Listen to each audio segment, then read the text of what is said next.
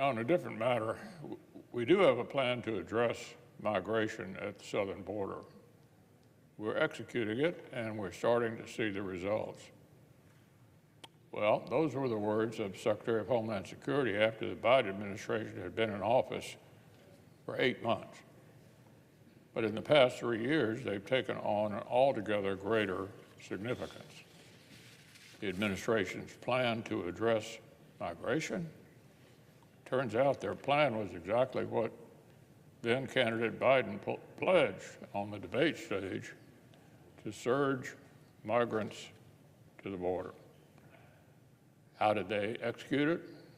By slashing the previous administration's common sense border security policies.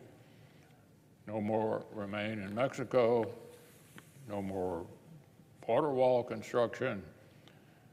As Secretary Mayorkas bragged back in 2021, the Biden administration had repealed so many border enforcement tools that, quote, it would take so much time to list them.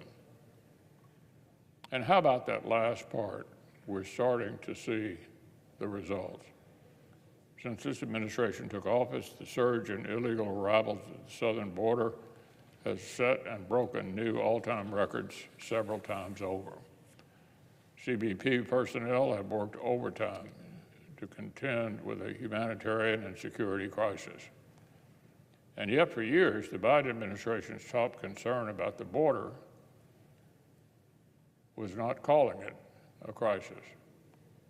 Again, quote, we do not have a plan to address migration at the southern border. We're executing, and we're starting to see the results. Results? Indeed. Mr. President, in the form of a tragic, painful, and unnecessary crisis. Today, it falls to the Senate to determine whether and to what extent Secretary Mayorkas enabled and inflamed this crisis. Under the Constitution and the rules of impeachment, it is the job of this body to consider the articles of impeachment brought before us and to render judgment. The question right now should be how best to ensure that the charges on the table receive thorough consideration. But instead, the more pressing question is whether our Democratic colleagues intend to let the Senate work its will at all. Tabling articles of impeachment would be unprecedented in the history of the Senate.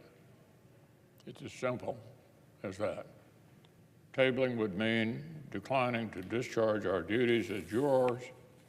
It would mean running both from our fundamental responsibility and from the glaring truth of the record-breaking crisis at our southern border. I, for one, intend to take my role as a juror in this case seriously, and I urge my colleagues to do the same.